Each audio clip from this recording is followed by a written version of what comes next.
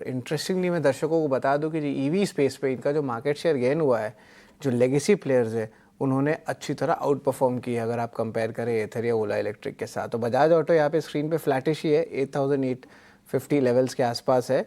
यहाँ पे चार्ट्स का क्या टेक्निकल सेटअप लगता है कुणाल? मीडियम टर्म और शॉर्ट टर्म दोनों ही लेवल्स पे बताएं कुणाल। बात करेंगे तो आउटलुक पॉजिटिव है। स्टॉक ने एक अच्छा खासा करेक्शन देखा था। 12,500 वाला स्टॉक ऑलमोस्ट 7,000 रुपया हो गया था। वहां से हमने एक स्ट्रॉन्ग रैली देखी है। जो अभी सपोर्ट बन चुका है वो है 8,400 का स्ट्रॉन्ग सपोर्ट है। यहाँ पे 100 डे मूविंग एवरेज और 20 डे मूविंग एवरेज प्लेस्ड है। So clear cut strong support है। डिप्स पे यूटिलाइज करना है इसको बाय करने के लिए। हाई लेवल्स पे जो रेजिस्टेंस प्लेस्ड है वो है 200 डीएमए का, जो है 9287 के आसपास। सो आई थिंक एक अच्छी खासी जगह है, अपसाइड अभी भी बाकी है। डिप मिले सिंस मार्केट वॉलेटाइल है, साइडवेज है, सो कंसोलिडेशन में आपको लोअर लेवल्स पे मिल सकता है, वो एक अपॉर्चुनिटी रहेगी बाय करने के लिए। पे कंसोलिडेशन ज़रूर है, लेकिन अगर कुछ डिप्स आते हैं और तो बाइंग अपॉर्चुनिटीज़ रहेगी बजाज ऑटो के लिए, तो ऑफ कोर्स बजाज ऑटो पे भी नज़र रखेंगे। Vivek sir, of course auto segment में जो है आपने राय भी दिया है, लेकिन यहाँ पे ऑटो एंसिलरी के अलावा अगर टायर सेगमेंट में बात करें तो यहाँ पे टायर सेगमेंट से बहुत आप कह सकते हैं उतार चढ़ाव ज़्यादा देखने मिला। इस बार अर्निंग्स बहुत ख़राब आए हैं और जो क्रूड की गिरावट आई है उसका जो बेनिफिट है वो 1-2 क्वार्टर के लैग के साथ आता है। अब अगर 1-2 क्वार्टर के लैग के साथ आएगा, इसका मतलब फर्स्ट क्वार्टर या सेकंड क्वार्टर ऑफ FY26 वहाँ पे मोमेंटम देखने मिल सकता है।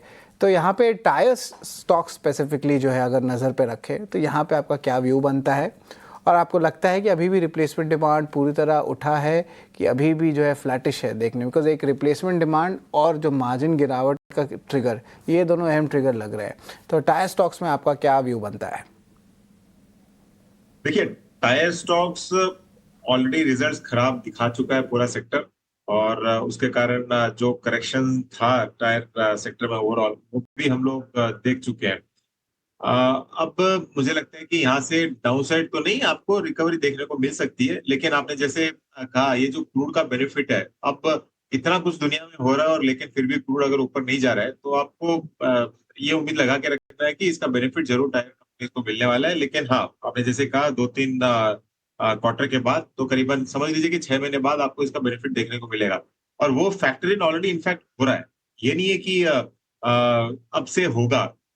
इंडस्ट्री को मालूम है, इन्वेस्टर्स को मालूम है, तो जो जितने भी डाउन साइड गए थे कंपनीज, वहां से काफी रिकवरी ऑलरेडी दिखा चुके हैं, और मुझे लगता है कि यहाँ से वो रिकवरी दिखा सकते हैं डेफिनेटली। और रिप्लेसमेंट डिमांड, आप इंडिया देखिए, एक नई कंट्री है, यहाँ पे जुगाड़ लगा के आप पुराना टायर जब तक फटते नहीं तब तक यूज करते रहते हो।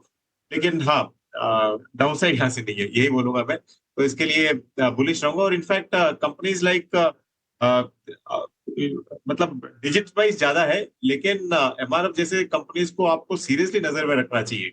और ये कंपनीज आज के दिन ये नहीं है कि सिर्फ टायर्स बेच रही है, इनके जो कियोस्क होते हैं, मतलब पूरा व्हीकल मेंटेनेंस, वो जगह जगह पे खुलने लग गए। इनफैक्ट एमआरएफ के कई है चेन्नई में भी।